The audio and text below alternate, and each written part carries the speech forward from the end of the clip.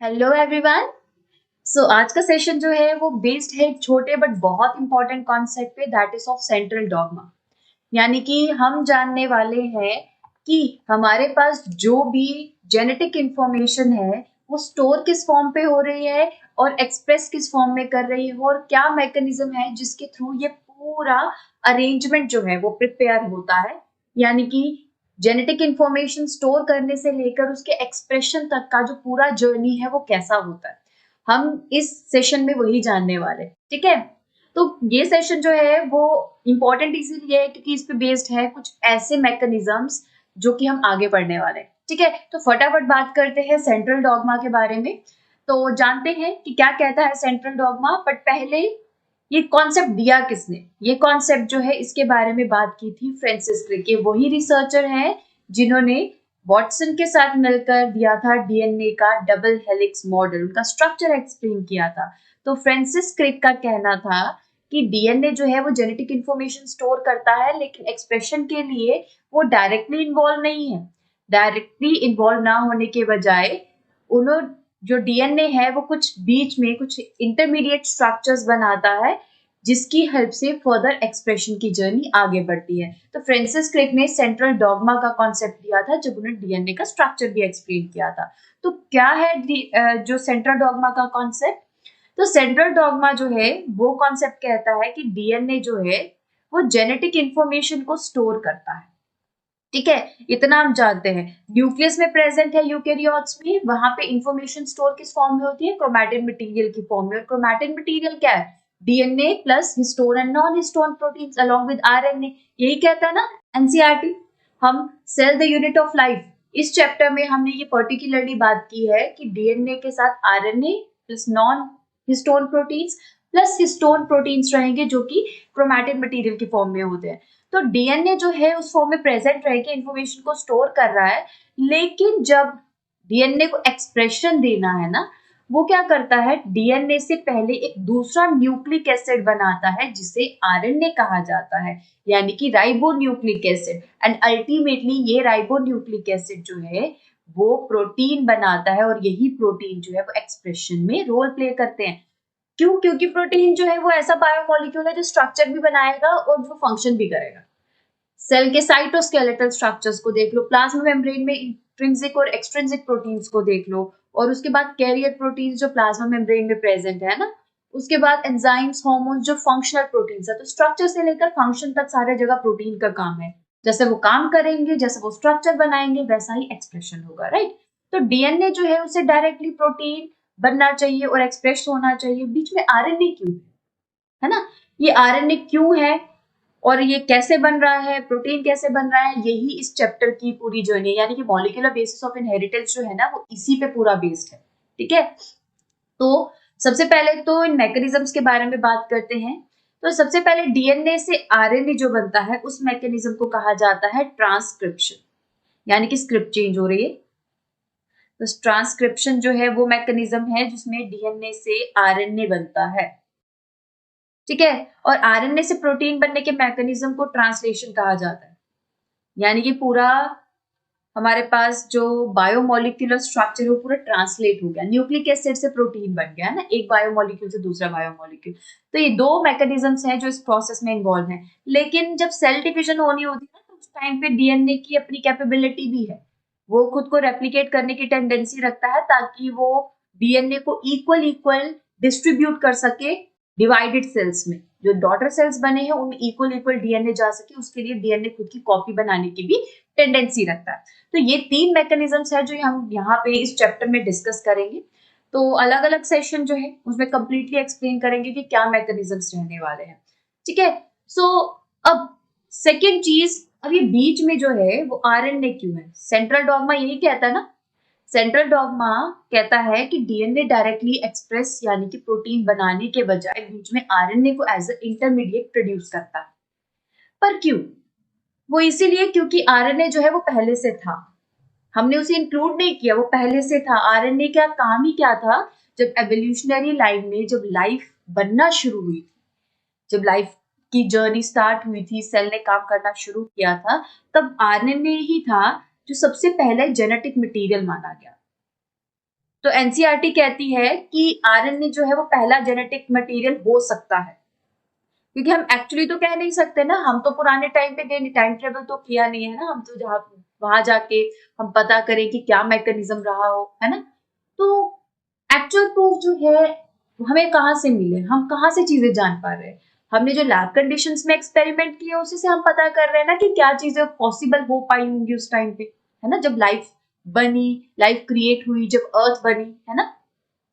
तो उस टाइम पे आरएनए जो है वो कुछ ऐसी नेचर शो करता है जिसकी वजह से उसको फर्स्ट जेनेटिक मटेरियल की कैटेगरी अभी तक दी गई है, डीएनए को नहीं। ठीक है, वो इसीलिए क्योंकि आरएनए जो है वो इंफॉर्मेशन स्टोर भी करता है, इट स्टोर्स जेनेटिक इंफॉर्मेशन, है ना। वो जेनेटिक इंफॉर्मेशन को स्टोर करता है। जेनेटिक इंफॉर्मेशन किस फॉर्म में स्टोर हो रही है, न्यूक्लिक एसिड के सीक्वेंस के फॉर्म में, सॉरी न्यूक्लियोटाइड्स की सीक्वेंस की फॉर्म में। जैसे जैसे न्यूक्लियोटाइड्स अरेंज होंगे वैसे ही कोडिंग इन्फॉर्मेशन बनेगी, वो तो आरएनए भी स्टोर करता है, न्यूक्लियोटाइड से तो बना आरएनए। दूसरा हमारे पास आरएनए में एक प्रॉपर्टी है दैट इज कैटालिटिक प्रॉपर्टी। आपने राइबोजाइम्स के बारे में सुना है, बायोमोलिक्यूल्स में हम एंजाइम वाले पार्ट में राइबोजाइम्स के बारे में बात करते हैं। नॉर्मली एंजाइम्स किस नेचर के होते हैं, प्रोटीन नेचर के होते हैं ना, बट कुछ ऐसे एंजाइम्स भी हैं जो आरएनए बेस्ड है जिन्हें राइबोजाइम्स कहा जाता है, तो मतलब इनमें कैटालिटिक नेचर भी है। तो इन दोनों चीजों को देखते हुए ना रिसर्चर ने सोचा कि एक तो ये जेनेटिक इंफॉर्मेशन स्टोर कर रहा है, दूसरा इसमें कैटालिटिक प्रॉपर्टी भी है, यानी कि जिस रिएक्शंस को प्रोसीड करवाने के लिए इस आरएनए के पास इंफॉर्मेशन थी उनको प्रोसीड करवाने के लिए ये कैटालिटिक एक्टिविटी भी शो कर रहा है, उसे कैटेलाइज भी कर रहा है उन रिएक्शंस को, उनको स्पीडन अप भी करवा रहा है। तो डेफिनेटली आरएनए जो है वो पहला जेनेटिक मटेरियल रहा होगा जिसकी वजह से रिएक्शंस जो है जो परफॉर्म होनी थी वो फास्ट होती जा रही थी और लाइफ सस्टेनिंग स्ट्रक्चर्स जो है वो बनते जा रहे थे। सो इस तरीके से आरएनए को पहला जेनेटिक मटेरियल कहा गया। It was categorised as first genetic material. अभी तक इसमें कोई भी दो राय नहीं है, एक्सपेरिमेंटल प्रूफ्स है हमारे पास, क्योंकि उसके पास कैटालिटिक नेचर है आरएनए के पास, है ना। सो इस तरीके से ना आरएनए जो है पहला जेनेटिक मटेरियल रहा होगा। तो उस टाइम पे क्या होता था कि आरएनए जो है वो प्रोटीन बनाता था और प्रोटीन बनने के दौरान एक्सप्रेशन हो जाता था। ठीक है, तो प्रोटीन बना एक्सप्रेशन हो जाता था। बट अब टाइम के साथ क्या हुआ, जैसे जैसे लाइफ जो है क्रिएट हो गई थी, एवोल्यूशन होना शुरू हुआ, तो उस दौरान हमारे पास आरएनए में थोड़ी इंस्टेबिलिटी देखी। ठीक है, अब क्या होता है, नेचर का एक कंडीशन है, जब हमारे पास कोई भी ऐसा कंपोनेंट है या ऐसा इंफॉर्मेशन, ऐसा फीचर है जो कि नेचर के साथ कंपैटिबल नहीं है, वो इरेडिकेट हो जाता है ना। एवोल्यूशनरी टर्म्स में उसे निकाल दिया जाता है। हमारे पास कितने वेस्टिजियल ऑर्गन्स है जो हमारी बॉडी में भी प्रेजेंट है, धीरे धीरे खत्म हो रहे हैं क्योंकि उनका उतना इंपॉर्टेंट काम रह नहीं गया था नेचर के अकॉर्डिंग, एनवायरमेंट के अकॉर्डिंग, है ना। हमारी ईटिंग हैबिट्स जैसे है उसकी वजह, उसके हिसाब से अगर वर्मी फॉर्म अपेंडिक्स की बात करें तो कोई ज्यादा काम रह नहीं गया था, जिसकी वजह से अब वेस्टिजियल है। तो वैसे ही क्या होता है, हमारे पास कुछ ऐसे स्ट्रक्चर्स जो स्टेबल नहीं है एनवायरमेंट के अकॉर्डिंग, वो भी नेचर इरेडिकेट कर सकती थी। तो आरएनए में वही चीज थी, वो स्टेबिलिटी जो कि रिक्वायर्ड थी बदलते एनवायरमेंट के साथ, वो स्टेबिलिटी आरएनए के स्ट्रक्चर में नहीं थी। बाकी बहुत अच्छी प्रॉपर्टीज थी, इंफॉर्मेशन स्टोर हो रही है, कैटालिटिक नेचर है, बट वो स्टेबिलिटी नहीं आ रही थी। तो अब आरएनए ने क्या किया, खुद के अंदर चेंजेस करी, खुद को बदला, कुछ ऐसी चेंजेस करी जिसकी वजह से एक स्टेबल न्यूक्लिक एसिड बना जिसे आज डीएनए कहा जाता है। तो डीएनए कुछ और नहीं है, डीएनए आरएनए की ही बदली हुई फॉर्म। ठीक है, तो आरएनए पहले से था, डीएनए बाद में आया है, और डीएनए आज उसकी जगह as a genetic material present है हमारे सेल्स में। फाइन, सो ये है पूरा कॉन्सेप्ट। इसी वजह से हमारे पास डीएनए जो है वो पहले और आरएनए जो है वो थोड़ी देर के लिए बनता है और अल्टीमेटली वो प्रोटीन बनाता है। ठीक है, हमारे पास कुछ फॉर्म्स ऑफ आरएनए जो है वो प्रेजेंट रहती हैं सेल में काफी लंबे समय तक, बट कुछ फॉर्म्स जो है वो कोडिंग के अकॉर्डिंग सिंथेसाइज होती है और उसके बाद उसे प्रोटीन बन जाता है। बट आरएनए फॉर्म्स उतनी ज्यादा स्टेबल नहीं है जितना डीएनए। फाइन, तो ये सारी चीजें जो है जो हम यहाँ पे डिस्कस कर रहे हैं वो हमें डिटेल में बात करनी है, that is replication, transcription and translation, जिसके लिए मैं डिफरेंट सेशंस अपलोड करूंगी। ठीक है, अपडेटेड रहेंगे। सो अब एक और चीज है, जैसे हमने कहा कि डीएनए बहुत ज्यादा स्टेबल है ना, तो अब स्टेबल रहने के लिए क्या क्या क्राइटेरियाज है, क्या मेंशन किया जाता है, रिसर्चर्स क्या कहते हैं कि स्टेबल जेनेटिक मटेरियल कौन सा होता है। सबसे पहले तो उसमें रेप्लिकेट करने की टेंडेंसी होनी चाहिए। हमने अभी तक ये तो बात नहीं करी ना कि आरएनए रेप्लिकेट करता है, रेप्लिकेट तो डीएनए करता है ना, वो कॉपी बनाता है खुद की। दूसरा, वो केमिकली और स्ट्रक्चरली स्टेबल होना चाहिए। अब केमिकली और स्ट्रक्चरली स्टेबल क्यों है, तो मैं यहाँ नीचे कुछ पॉइंट्स जो है वो मेंशन किए हैं, मैं उनको रेफर करूंगी यहाँ पे। सबसे पहले तो यहाँ पे कहा गया है कि जो डीएनए के कॉम्प्लीमेंट्री स्ट्रैंड्स होते हैं ना, वो जैसे ही फेवरेबल कंडीशन आती है वो रिजॉइन हो जाते हैं। तो सबसे पहली चीज क्या है, डीएनए में 2 स्ट्रैंड्स है, टेम्परेचर बढ़ाएंगे, रैंडमनेस आएगी बॉन्ड्स में और वो स्ट्रैंड्स सेपरेट हो जाएंगे। लेकिन जैसे ही टेम्परेचर नॉर्मलाइज हो जाएगा ना, वो स्ट्रैंड्स फिर से जुड़ जाएंगे। ठीक है, सो ये नेचर जो है डीएनए की स्टेबिलिटी रिटेन करने की, ये उसे बहुत एडवांस बनाता है। ठीक है, तो एक तो स्ट्रक्चरली यहाँ पे वो स्टेबिलिटी दिखा रहा है। दूसरा, जो हमारे पास 2H ग्रुप है ना राइबोज शुगर में, वो रिएक्टिव ग्रुप है। जैसे हम राइबोज शुगर का स्ट्रक्चर बताएं तो हमारे पास इस तरीके से स्ट्रक्चर है राइबोज का। तो यहाँ पे फर्स्ट कार्बन पे H और OH है, सेकंड कार्बन पे H और OH अगेन, थर्ड कार्बन पे भी H और OH, एंड लास्ट ये फोर्थ कार्बन है जिसके साथ फिफ्थ कार्बन CH2OH जुड़ा है और ये HR। ये राइबोज शुगर का स्ट्रक्चर है। तो इसमें जो सेकेंड पोजिशन पे आपको वो दिख रहा है ना, ये वाला, यहाँ पे ये OH ग्रुप है ना, ये बहुत ज्यादा रिएक्टिव ग्रुप है, जिसकी वजह से राइबोज शुगर जो है वो रिएक्टिव है, स्टेबल नहीं है। तो अब क्या होता है इस पर्टिकुलर केस में, क्या है हमारे पास जो डीऑक्सी राइबोज शुगर है उसमें ये O ग्रुप जो है ना वो रिमूव कर दिया गया। तो यहाँ पे सेकेंड पोजीशन पे H और H होता है, जिसकी वजह से हमारे पास ऑक्सी ग्रुप रिमूव होने की वजह से डीऑक्सी राइबोज शुगर ज्यादा स्टेबल है एज कम्पेयर टू राइबोज। ठीक है, तीसरा आरएनए जो है उसमें कैटालिटिक नेचर है, जिसकी वजह से वो और लेबाइल हो जाता है और एनवायरमेंट के साथ कंपैटिबल नहीं हो पाता, वहां ज्यादा स्टेबल नहीं रह पाता। ठीक है, तो कैटालिटिक नेचर रखने वाले सब्सटेंसेस जो है बहुत सारी रिएक्शंस में पार्टिसिपेट करते हैं, बहुत सारी कंडीशंस में उनको पार्टिसिपेट करना पड़ता है, जिसकी वजह से आरएनए जो है वो ज्यादा लेबाइल रहता है, वो ज्यादा ससेप्टेबल है चेंजेस के।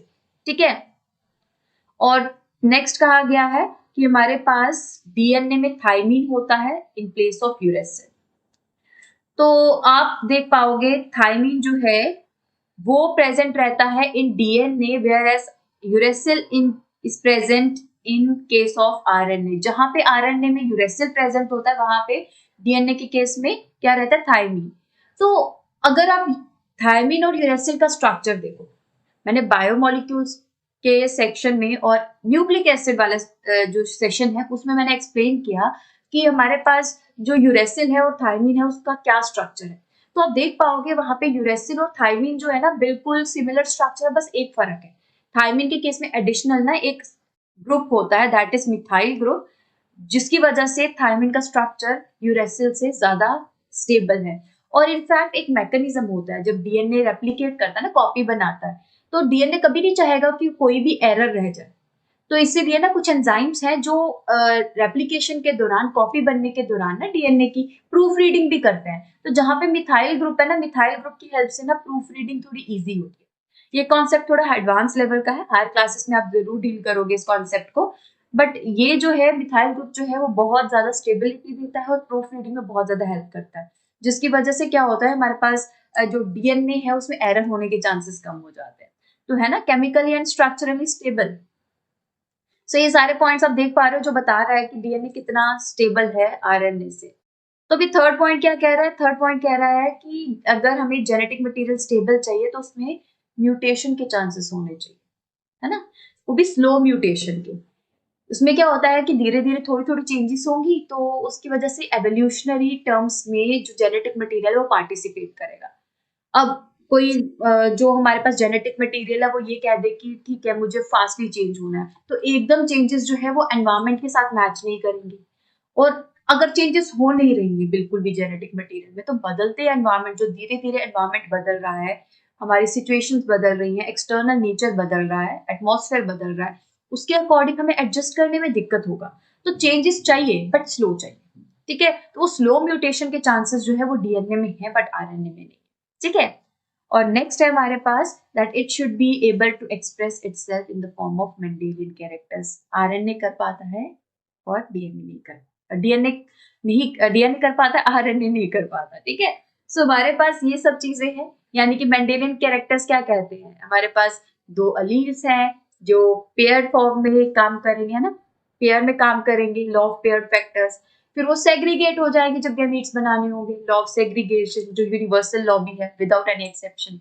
उसके बाद कहा जाता है लॉ ऑफ डोमिनेंस में कि हमारे पास एक एलील जो है डोमिनेंट होता है, दूसरा एलील रिसेसिव होता है ना। और उसके बाद लॉ ऑफ इंडिपेंडेंट असॉर्टमेंट जो डाइहाइब्रिड क्रॉस के बेसिस पे दिया गया। तो इतने सारे लॉज है जो दिए गए और अल्टीमेटली जो एक्सप्रेस करते हैं according to the DNA nature, ठीक है।